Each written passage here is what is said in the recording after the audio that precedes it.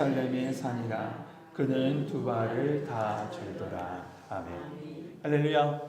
수요일에 나오신 우리 모든 성도님들을 환영합니다. 많이 피곤하시죠? 안 피곤하신가 보네요. 다행입니다. 네, 하나님께서 이 시간에 여러분에게 새 힘과 함께 오늘 말씀해 주신 하나님의 은총을 더하시길 주님의 이름으로 축복합니다. 세계사를 보면 착하고 아주 겸손한 사람이요, 갑자기 권력을 갖게 된 후에 폭군으로 변하는 역사를 종종 보게 됩니다. 그렇게 겸손하고 그렇게 착했는데 권력을 가지자 그 권력을 남용하는 것을 넘어서 아예 악용하는 사례들을 자주 보게 돼요. 그런데 이런 모습들은요, 뭐 세계사 속의 이야기만은 아닌 것 같아요. 사실 우리 주변에도 그런 모습들을 흔히 볼 수 있습니다. 예를 들어 갑자기 연봉이 높아지자 사람이 달라져요. 어떤 연예인이, 무명의 연예인은 인기를 얻으니까 다른 사람을 무시하더라고요. 또 자신을 지지하는 사람이 늘어나니까 갑질도 합니다. 네, 우리 주변에도요, 쉽게 이런 사람들, 이런 일들을 접하게 되죠. 이런 생각을 하던 중에 아주 재미있는 책 한 권을 발견했습니다. 그 책의 제목은 이렇게 써 있었어요. 권력은 사람의 뇌를 바꾼다. 이런 책 제목이에요. 그 책에 의하면 사람이 권력을 가지면요, 우선 공감 에너지를 쓰는 것을 뇌가 무의미하게 생각한다는 거예요. 공감하는 것, 상대방의 아픔이나 상대방의 그 어려움, 상대방의 기쁨을 공감하는 에너지를 쓰는 걸 무의미하게 여긴대요. 그래서 공감하는 에너지를 줄이고 오로지 권력을 유지하는 에너지만 막 집중해서 쓴다는 거예요. 그러니까 권력을 가짐으로 이기적으로 변하는 건, 그 책에서는 이렇게 얘기해요. 뇌의 에너지가 뇌를 효율적으로 쓰는 것이다. 그렇게 얘기합니다. 첫 번째 우선 그렇게 얘기하죠. 두 번째 분석은 이랬어요. 원래부터 공감 못하고 그냥 이기적인 사람인데 그것을 감추고 살 뿐이다라는 거예요. 그런데 권력을 가지니 감출 필요가 없었던 거죠. 그랬다는 겁니다. 결국 권력이요, 사람을 변하게 하든 아니면 감추고 있던 것을 드러나게 했던지, 이 힘과 권력은요, 이기적이고 교만한 자아를 탄생하게 합니다. 그 예로 우리는 말씀 속에 있는 다니엘서에 보면 느부갓네살 왕을 통해서 볼 수 있습니다. 다니엘 4장에 보면 느부갓네살 왕이 꿈을 꿉니다. 그런데 당시 석학이라고 불렸던 술사와 박수들, 그 꿈을 아무도 해석하지 못합니다. 그래서 누구를 부르죠? 다니엘을 불러서 해석시켜요. 그런데 다니엘은 그 꿈의 징조가 별로 안 좋은 걸 알았기 때문에 굉장히 꺼립니다. 마음에 번민했다, 성경은 그렇게 기록하고 있는데, 그럼에도 불구하고 계속 말하라니 그 꿈에 대해서 해석해 줍니다. 그 꿈은 한마디로 이겁니다. 교만이 하늘에 닿고 하나님의 진노가 너에게 임할 것이다 라는 거예요. 그러면서 이 다니엘이 조언을 덧붙이기를 다니엘 4장 27절에 보면, 그런즉 왕이여, 내가 아뢰는 것을 받으시고 공의를 행함으로 죄를 사하고 가난한 자를 긍휼히 여김으로 죄악을 사하소서. 그리하시면 왕의 평안함이 혹시 장구하리이다 하니라. 다니엘이 제발 겸손히 어려운 사람 좀 돌보고 그런 것으로 당신의 일을 삼으십시오 라고 이렇게 조언을 한 겁니다. 그 일로부터 12달이 지납니다. 1년이 지난 거죠. 바벨론 궁전에, 바벨론 하면 유명했던 게 궁중정원이거든요. 위에 있는 궁중정원, 그 궁중정원을 거닐던 느부갓네살이 이렇게 말합니다. 이 큰 바벨론은 내가 능력과 권세로 건설하여 나의 도성을 삼고 이것으로 내 위엄의 영광을 나타낸 것이 아니냐. 오늘 말씀 속에 보니까, 이 이야기 속에 보니까 내가 내 능력, 내 권세로 나의 도성을 삼고 내 위엄과 영광을 나타낸, 다 나예요. 자기 잘났다는 거 아니에요. 그런데 그 말이 끝나기가 무섭게 하나님께서 그를 치셔서 들짐승같이 됩니다. 그리고 7년을 보내요. 그리고 7년이라는 시간이 딱 차고 하나님께서 그를 회복시키자 그가 하나님을 찬양하면서 이렇게 찬양합니다. 그러므로 지금 나 느부갓네살은 하늘의 왕을 찬양하며 칭송하며 경배하노니 그의 일이 다 진실하고 그의 행하심은 의로우심으로 교만하게 행하는 자를 그가 능히 낮추십니다. 이처럼 권력의 속성은요, 여러분, 줄반장 정도 하는 그런 힘만 있어도요, 쉽게 교만해지고 쉽게 이기적인 게 이 권력의 힘입니다. 그런데 지금 다윗은 어떻습니까?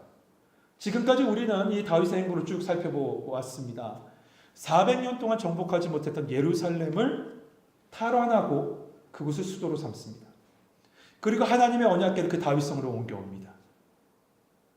주변 국가들은 어떻게 하죠? 다윗의 힘으로 그들을 굴복시켜요. 그리고 대내적으로도 정의와 공의로 그 나라를 다스릴 뿐만 아니라 각 자리마다 사람을 세우면서 든든하게 나라를 세워갑니다. 거기에 하나님의 언약이 함께하죠.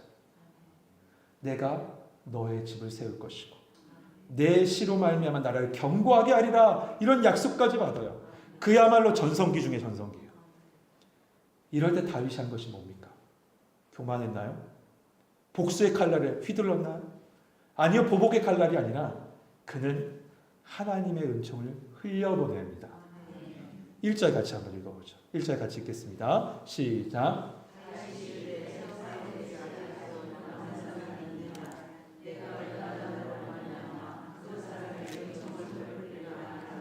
아멘. 다윗은 나라와 왕의 자리를 굳건하게 한 후에도 여전히 마음속에 남는 것이 있었습니다. 그건 바로 요나단과의 약속이 있었어요. 다윗이 사울에게 쫓겨다닐 때 요나단은 다윗을 정말 특별한 사랑으로 도웁니다. 자신의 왕위를 내어주면서까지 도왔어요. 요나단은 말이죠. 그리고 요나단은 다윗에게 부탁합니다.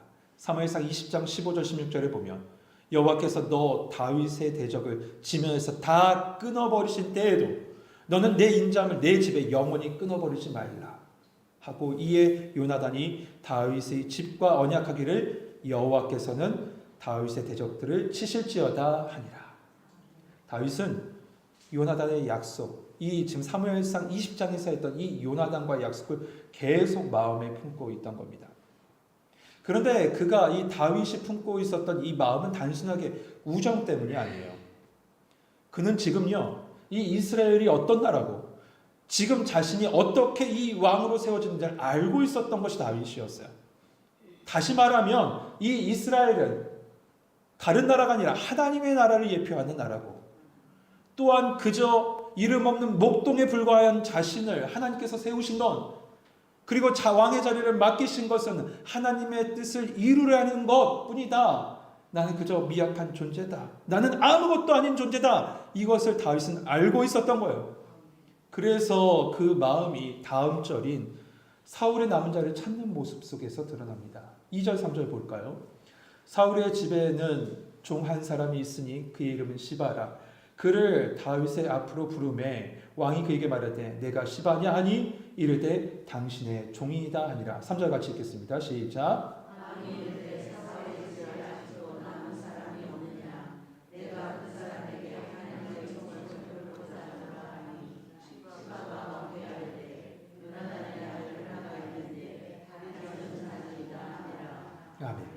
다윗이 사울의 집에 남은 자를 찾을 때 그 사울의 집을 섬겼던 시바라 하는 이 종을 찾게 됩니다. 그때 다윗이 그를 불러서 말하죠. 내가 그 사람에게 은총을 베풀고자 하노라. 사울의 집에 있는 사람을 찾고 내가 그 사람에게 하나님의 은총을 베풀고자 하노라. 여러분, 무엇을 베풀고자 한다고요? 기억하세요. 하나님의 은총이에요. 어떤 일한 대가를 주어지는 어떤 보상을 주거나 혹은 다윗 자신의 은총, 내가 그에게 은총을 주겠다라고 하지 않습니다. 다윗은 분명히 말합니다. 하나님의 은총을 주겠다. 여러분, 다윗은 하나님께 일방적인 사랑, 일방적인 은혜를 받은 사람이에요. 어떤 공로도 없이 하나님이 그를 세워서 이스라엘 왕으로 세우시고 수많은 적도 이기게 하시고 사람도 다 많이 붙여주셨어요. 이 은혜를 알았기 때문에 지금 그 은혜를 다윗은 흘려보내려고 했던 거예요. 그래서 하나님의 은총을 내가 주노라라고 얘기해요. 말씀해 보면 은총이란 단어, 그 주어는 하나님이었습니다. 항상 3번 나오는데 하나님의 은총, 하나님의 은총, 하나님의 은총을 흘려보내겠다는 거예요. 이러한 다윗의 말에 사울의 종이었던 이 시바가 요나단의 아들 무비보셋을 말합니다. 그러면서 그를 설명하기를 3절 하반절에 보니까 다리 저는 자니이다 라고 하고 있죠. 다리 저는 자. 이 무비보셋은 사실 앞에서 사무엘하 4장 4절에서 단 한 번 딱 이 무비보셋이 나옵니다. 한번 찾아볼까요? 사무엘하 4장 4절. 바로 앞이기 때문에 쉽게 찾을 수 있을 겁니다. 사무엘하 4장 4절. 구약성경 469면. 사무엘하 4장 4절. 같이 한번 읽어봅시다. 시작.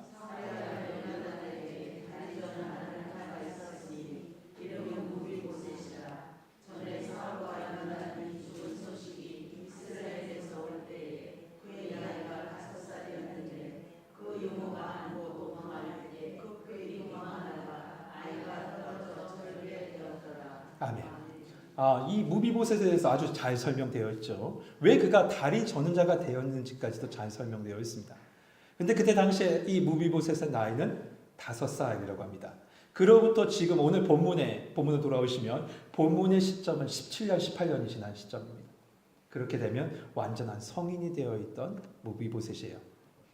다윗은 이 요나단의 아들 소재를 알게 되자, 이 무비보셋의 소재를 알게 되자 그가 어디 있느냐라고 이 시바에게 묻습니다. 어디 있느냐? 그러자 4절 하반절 보십시오. 오늘 본문 4절 하반절에 보면 로드발 암미엘의 아들 마길의 집에 있습니다 라고 얘기해요. 일단 무비보셋은 자기 거처에 있진 않습니다. 누군가의 집에 얹혀 살고 있어요. 그런데 그 집도 좋은 집은 아닌 것 같습니다. 왜 그러냐면 로드발 암미엘의 아들 마길의 집이라고 했을 때 로드발은 사람의 이름이 아니라 지명입니다. 지역 이름이에요.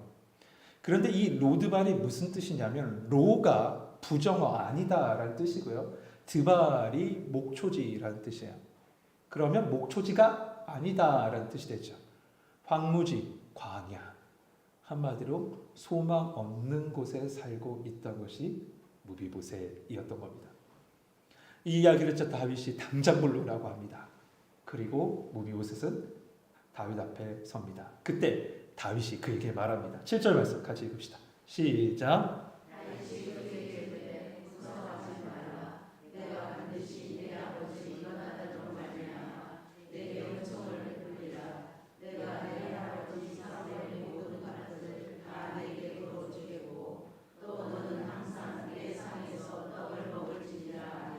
아멘. 다윗이 먼저 이야기하죠. 무서워하지 말아라. 왜 무서워하지 말라고 할까요? 이 무서워하지 말라는 내가 보복의 칼을 너에게 행하지 않을 것이고 너는 그러니 안심하라 라고 말하고 있는 거예요. 당시나 지금이나 여러분 정권에 위협을 주는 건 전임 정권 사람들 아니에요. 그 사람들을 어떻게 하죠? 대부분 처단하고 유배 보내거나 요즘은 이게 압수수색을 막 하던데 막 그렇게 합니다. 그런데 여러분 더욱이 왕위를 계승할 수 있는 왕가의 후손이라면 더욱 그리할 겁니다. 씨를 말려버려야 되잖아요. 옛날 그 말대로 하면. 그렇게 이 무비보셋은 두려워할 수밖에 없어요. 다윗의 부름에 두려워할 수밖에 없어요. 이를 알고 있어 다윗은 먼저 그를 안심시키는 거예요. 무서워하지 마라. 안심하라 라고 합니다. 그리고 그의 아버지 요나단과의 약속을 거론하면서 이렇게 얘기해요. 너에게 그 사울, 니네 할아버지의 토지를 다 줄 거야. 그리고 너는 항상 내 곁에서 왕의 식탁을 같이 나눈 자가 될 것이다. 이렇게 약속해 줍니다. 그러자 이 무비보셋이 말하죠. 8절 말씀해 보면 그가 절하여 이르되 이 종이 무엇이기에 왕께서 죽은 개 같은 나를 돌보시나이까 하니라. 그의 말 이거예요. 나 같은 사람이 뭔데요? 이렇게 은혜를 베푸셔요. 나 같은 사람이 뭔데 이렇게 은혜를 베푸세요. 그러자 이 다윗은 이 사울의 시종인 시바를 불러서 이 말씀을, 그러니까 이 약속을 구체적으로 얘기합니다. 9절 10절 한 절씩 한번 교독할까요? 제가 먼저 읽겠습니다. 왕이 사울의 시종 시바를 불러 그에게 이르되 왕과 그의 온 집에 속한 것은 내가 다 내 주인 아들에게 주었노니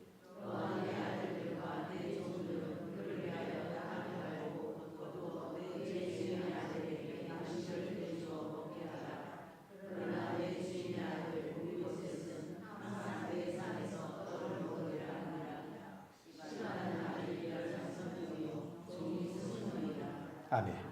여러분 오늘 말씀처럼요. 다윗은 무비보셋의 모든 기업을 그리고 그의 신분을 다 회복시켜줘요. 그런데 무엇보다 큰 것은 11절 하반절이에요. 뭐냐면 무비보셋은 왕자 중에 하나처럼 왕의 상에서 먹으니라. 누구 중 하나처럼요? 왕자 중 하나처럼이에요. 무비보셋이 왕자 같은 은총을 받은 거예요. 왕 같은 은총을 받은 거예요. 그런데 성경은 말이죠. 오늘 이 9장 말씀의 끝까지 이 무비보셋이 원래 어떤 사람이었던 것을 놓지 않아요. 13절 볼까요? 무비보셋이 항상 왕의 상에서 먹음으로 예루살렘에 사니라. 네, 여기까지 이해가 되죠. 그런데 그의 본질을 얘기합니다. 그는 두 발을 다 절더라. 성도 여러분, 무비보셋이 두 발을 절었다는 것은 그의 신체적인 아픔만 이야기하는 게 아닙니다. 이 두 발을 절었다는 의미는 어떤 의미가 있냐면 사랑받기 어려운 사람, 그리고 은총에서 제외된 사람이라는 뜻을 가져요. 고대 근동에서 문화는요, 이 신체적인 결함이 있는 사람은 하나님의 은총에서 제외된 사람을 여겼고, 또한 사람들로부터도 은혜 받기를 부족한 사람으로 여겼던 것이 고대 근동의 상황이었어요. 그렇게 취급했다는 거예요. 그것에다가 지금 무비보셋은 어떤 사람이에요? 다윗을 그렇게 괴롭혔던 사울 일가, 사울의 가문 아닙니까? 그런데 이런 큰 축복을 받았다는 거예요. 왕자 중 하나 같은 은총을 받았다는 거예요. 여러분, 이것은 오늘 말씀에서 강조하는 바, 계속 말씀하고 있는 하나님의 은총을 받은 겁니다. 같이 고백합시다. 하나님의 은혜입니다. 맞아요. 무비보셋은 하나님의 은혜를 받은 거예요.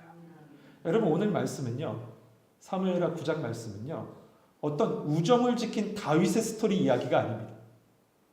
약속을 지키는 그런 다윗의 스토리가 아니에요. 다윗은 누구를 예표하죠? 예수 그리스도를 예표하잖아요. 그렇다는 것은 무비보셋은 우리를 얘기합니다. 무비보셋의 고백처럼 죽은 개 같은 우리입니다. 죄로 말미암아 죽을 수밖에 없는, 사망으로 말미암아 죽을 수밖에 없는 우리를 돌보시는 하나님의 은혜를 이야기하는 날이에요. 그 은혜의 자리에서 제외될 수밖에 없는 죄인인 우리가 하나님의 백성을 넘어서요, 하나님의 자녀가 되었고 주의 식탁에서 함께 참여하는 은총을, 십자가의 은혜를 받은 거예요. 그가 바로 우리예요. 나 같은 사람을 살리신 십자가의 은혜가 없다면 우리는요, 여러분, 하나님의 자녀로 설 수도 없고 하나님의 식탁에 참여할 수도 없고 저 로드발, 소망 없는 땅에서 살아갈 존재에 불과했던 사람입니다. 그런데 이렇게 하나님의 은총의 식탁에 참여하게 된 건 여러분, 다 하나님의 은혜. 성도 여러분, 그 은혜를 깨닫고 그 은혜에 감사할 수 있는 성도님 되시길 소망합니다. 이 예배의 자리는 그 은혜에 감사하는 자리입니다. 나 같은 사람을 살리신 주님의 은혜 감사합니다. 나 같은 사람을 살리신 성도 여러분, 나 같은 사람을 이처럼 사랑하신 하나님의 사랑과 은혜에 감사합시다. 그 은혜가 여러분 가운데 있다니까요. 우리가 둘째 날 새벽 예배 때 나눴잖아요. 이처럼 사랑하신 하나님의 은혜 말이에요. 그 감격, 그 은혜, 그 주의 식탁에 감사하고 찬양하면서 우리 하나님께 영광 돌리는 성도들 되길 소망합니다. 모든 게 하나님의 사랑, 모든 게 하나님의 은혜입니다. 우리 같이 찬양하면서 기도합시다. 아, 하나님의 은혜로 우리가